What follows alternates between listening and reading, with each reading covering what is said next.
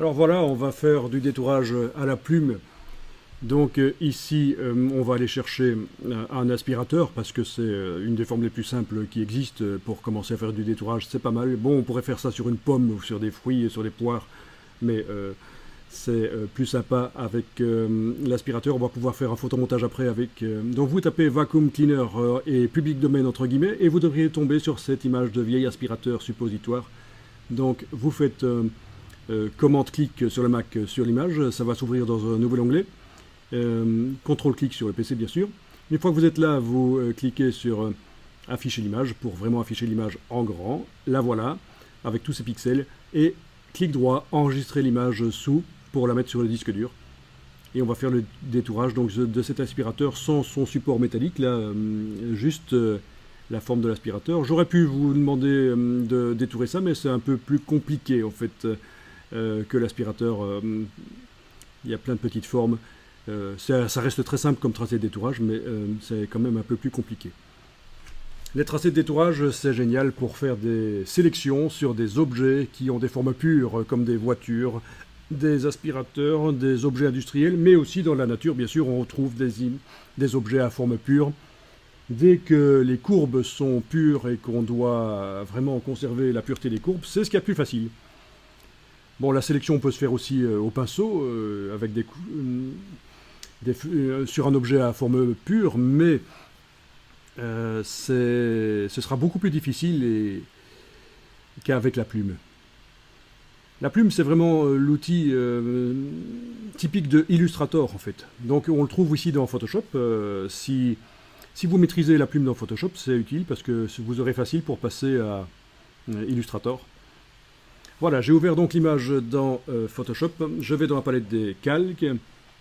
Et je vais mettre par-dessus le calque de l'image, je vais mettre un calque de réglage de type niveau, parce que je vais m'en servir en fait pour affadir l'image, juste le temps que je fasse le tracé à la plume. Je verrai mieux mon tracé à la plume sur une image qui est affadie.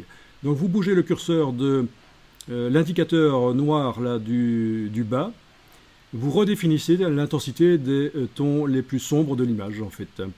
Et vous allez jouer aussi sur l'intensité des tons moyens, c'est cet indicateur gris là au milieu. Donc en jouant sur ces deux indicateurs, vous allez pouvoir vraiment recréer l'effet d'une feuille de calque posée sur une photo. Comme quand on redessine au crayon sur une feuille de calque, on redessine une photo. Et bien là, c'est pour mieux voir les tracés qu'on va faire. Voilà, donc évidemment ce calque, on va l'enlever après.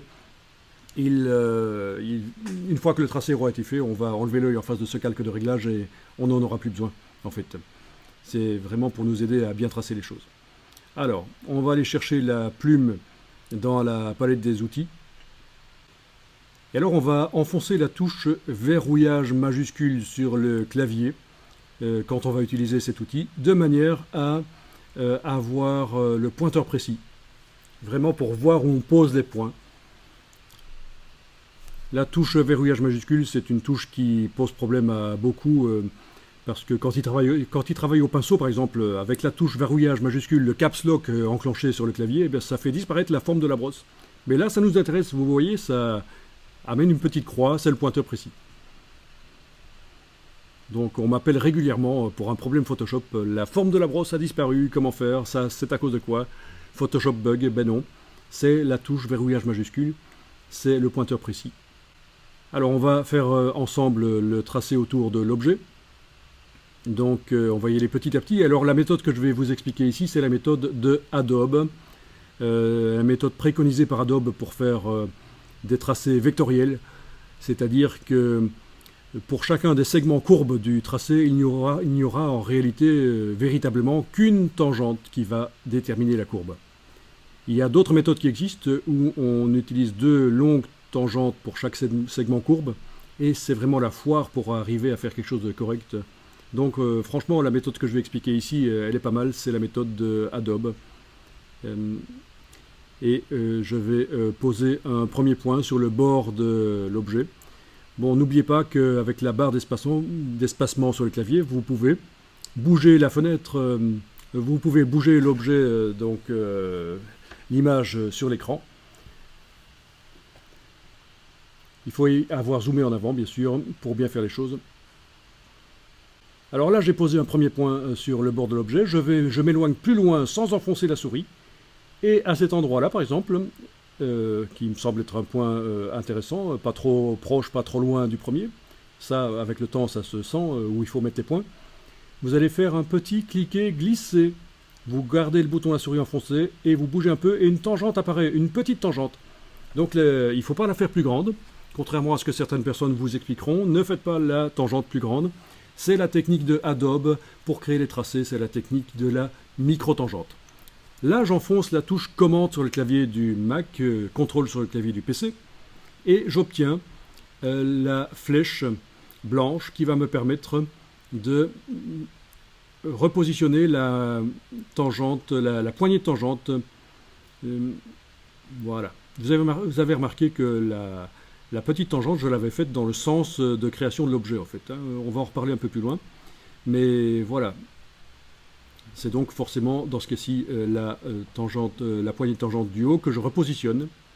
J'ai aussi la possibilité de repositionner le point lui-même, si je veux, toujours avec la touche commande du Mac, contrôle du PC enfoncé. Il ne faut pas quitter l'outil plume dans la palette des outils, sinon ça va indiquer à Photoshop que vous avez terminé de faire le tracé. Et quand vous allez revenir dessus, ça va être un peu compliqué, il va falloir lui indiquer que vous voulez continuer le même tracé et pas en recommencer un deuxième, en réalité. Donc voilà, c'est pour ça que j'utilise le raccourci clavier pour appeler la flèche, et je ne vais pas dans la palette des outils pour aller la chercher en fait. Je reste avec la plume activée dans la palette des outils. Là, un peu plus loin, je vais aller faire à nouveau une petite tangente par cliquer et glisser. Voilà. Vous voyez que je dessine je vais dans le sens de la création de l'objet. Je tourne dans le sens des aiguilles d'une montre. Donc quand j'ai cliqué, j'ai vraiment fait un cliquer glisser vers le bas. Toujours le même principe, hein, donc petite tangente, enfoncer la touche commande du Mac, contrôle du PC, bouger la poignée qui est celle d'avant, hein, pas celle qui est la plus proche de la fin de l'objet. Voilà, là cette petite boursouflure, je ne vais pas m'en occuper. Je passe outre, voilà. Et je continue, micro-tangente, barre d'espacement pour bouger l'image dans sa fenêtre, micro-tangente, touche commande, bouger la tangente, micro-tangente par clic et glisser, touche commande, bouger la poignée de tangente. Voilà, ça va très vite en fait. Et on arrive à un endroit là, c'est un endroit où il y a une cassure dans la silhouette de l'objet. Mais je fais quand même ma petite tangente comme ça. Alors comment faire? Eh bien, dans ce cas-là, puisqu'il y a un changement de direction dans la silhouette de l'objet, je vais enfoncer la touche Alt et je vais aller casser la tangente en prenant la poignée là, la dernière, voilà. Touche Alt, cliquez, glissez, la tangente se casse, je la redirige dans le sens où ça doit aller, pas n'importe où, vraiment dans le sens où le tracé va continuer. Voilà. Et puis plus loin, je vais continuer à faire une petite micro-tangente, cliquer, glisser, voilà. Touche commande enfoncée, c'est la flèche blanche, j'ajuste, et voilà. Et je termine tranquillement mon tracé. Barre d'espacement pour bouger l'image sur l'écran. Voilà. Cliquez, glissez, touche Alt, je casse la tangente. Cliquez, glissez, touche Alt, je casse la tangente. Cliquez, glissez. Oui, parfois on fait des clics quand c'est des droites. Cliquez, glissez, touche commande, j'ajuste. Cliquez, glissez, touche commande, j'ajuste. Clic.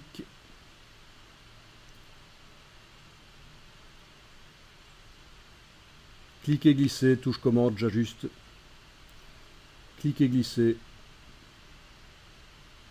Barre d'espacement. Cliquez, glisser. Ajuster avec la touche commande, éventuellement la courbure.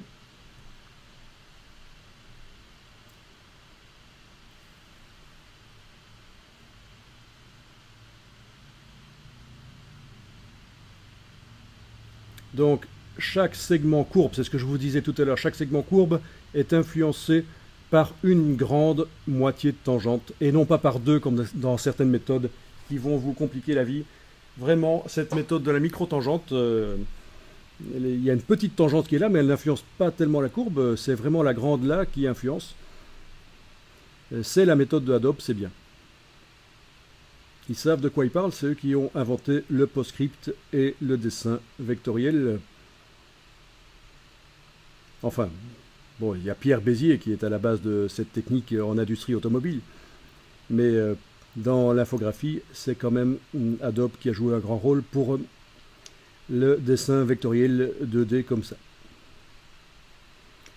Je suis revenu sur le premier point que j'avais créé. Il y a une petite rondelle qui était apparue qui m'indiquait que je fermais. J'ai cliqué et voilà. J'enregistre le fichier, il s'enregistre au format Photoshop, non pas parce qu'il y a un tracé dedans, parce qu'en fait les tracés on peut en mettre dans des images JPEG, ça pose pas de problème. C'est parce qu'il y a un calque de réglage de type niveau qui affadit l'image là au-dessus. C'est pour ça que j'ai dû enregistrer au format Photoshop et il m'a pas donné le choix. Oui, on peut mettre des tracés dans les images JPEG et faire des mises en page de magazines avec des images JPEG. Le tracé va servir à faire disparaître le décor autour de l'objet. C'est une manière de faire. Un tracé, ça peut servir aussi, et c'est ce qu'on va faire après, à générer une sélection pour continuer le travail dans Photoshop, mettre l'objet sur une autre image, par exemple. On va tout à l'heure générer une sélection et la transformer en masque de fusion du calque et transporter le calque avec son masque vers une autre image, vers un décor, pour faire une espèce d'ovni sur une route enneigée. Alors, vous voyez qu'il y a également un trou entre la poignée et le corps de l'aspirateur. On va s'en occuper, mais dans un premier temps, je fais apparaître la palette des tracés. Je vais dans le menu Fenêtre, Tracés. Dans le menu Fenêtre, Tracés, vous voyez où notre tracé est arrivé, en fait. Où est-ce qu'il se stocke, où est-ce qu'on le gère. Je vais dans le menu de la palette des tracés jusqu'à Options de panneau. Je vais aller demander d'avoir des grandes vignettes. Ce sera plus simple pour que vous puissiez comprendre. Voilà. Donc, menu de la palette des tracés, option panneau. Et c'est un tracé de travail. Il faut savoir que si je refais un travail maintenant à la plume, ce tracé de travail va disparaître. C'est pour ça que je le déplace vers le bloc de feuilles dans le bas de la palette des tracés pour en faire un tracé permanent qui va s'appeler tracé 1. Attention, tracé de travail, danger. Il y a un risque que dès qu'on retravaille avec la plume, tout disparaisse, tout le travail qu'on a fait avant disparaisse. Donc, transformer la vignette comme ça en tracé permanent, ça peut se faire avant de dessiner avec la plume. Bon, là je l'ai fait après. Oui, il suffit avec le petit bloc de feuilles de créer une vignette vide et d'en faire une vignette permanente en la déplaçant vers le bloc de feuilles s'il faut. Et voilà, et on dessine à la plume et ça arrive dedans. Mais là j'ai fait l'inverse, j'ai commencé à dessiner à la plume sans m'être soucié de la palette des tracés, et donc ça m'avait fait tout seul une vignette tracé de travail que j'ai dû convertir en tracé permanent.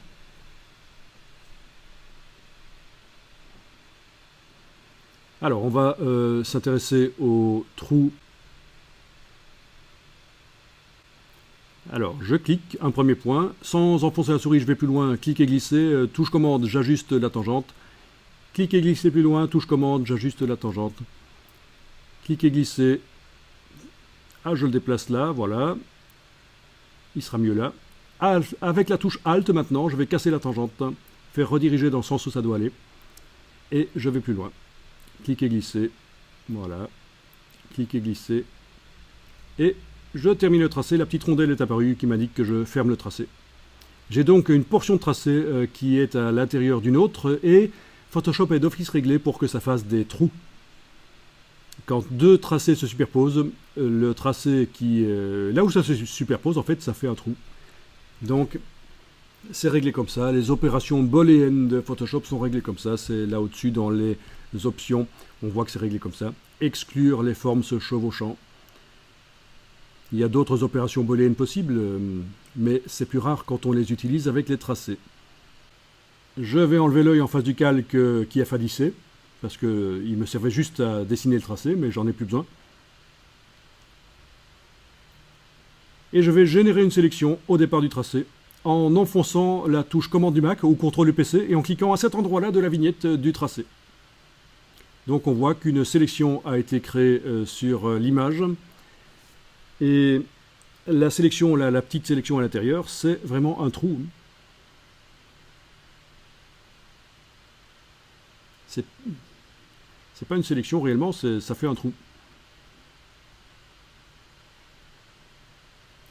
Ensuite, je vais transformer cette sélection en un masque de fusion. Bon, techniquement, il est possible de mettre un tracé directement sur une vignette de calque. C'est ce qu'on appelle un masque vectoriel. Mais ici, c'est une formation pour débutants, donc je vais simplifier les choses. Je génère une sélection au départ du tracé, c'est ce que j'ai fait avec la touche commande du PC, commande du Mac ou contrôle du PC, en cliquant sur la vignette du tracé. Et puis, je vais dans Menu Calque, Masque de fusion, faire apparaître la sélection. Donc le calque d'arrière-plan est bien activé là, et voilà, la sélection disparaît de l'écran et elle est transformée en masque de fusion qui ne fait apparaître que ce qui devait apparaître. Donc on ne joue pas avec les masques vectoriels ici. Je ne vous conseille pas de travailler avec des masques vectoriels dans un premier temps quand vous êtes débutant dans Photoshop parce que c'est un peu chipot, il y a des pièges. Autant faire ça en 2 étapes. Générer la sélection avec la touche commande du Mac, contrôle du PC en cliquant sur la vignette du tracé. Puis menu calque, masque de fusion, faire apparaître la sélection et vous avez un masque comme si on l'avait dessiné au pinceau, mais sauf qu'il est super net. Les courbes sont vraiment pures. Essayez de faire ça au pinceau, des courbes aussi pures. C'est ça l'intérêt d'avoir travaillé avec les vecteurs. Même si au final on n'utilise pas les vecteurs, on utilise un produit, le masque de fusion, qui a été produit par les vecteurs. J'enregistre le fichier, je vais changer légèrement le nom comme d'habitude à la fin du nom. J'ai mis un petit -02. C'est une habitude. Et là, on va pouvoir déplacer vers une autre image cet aspirateur. On va aller chercher une image d'un décor de neige. Et pour la première fois, je vais vous montrer comment déplacer une image, un objet vers une image sans les mettre côte à côte. Elles vont être sous forme d'onglets, vous allez voir. Donc vous allez ouvrir cette image-là, ou n'importe quelle image d'ailleurs. Enfin pour l'exercice, j'utilise celle-là, l'image Iceland.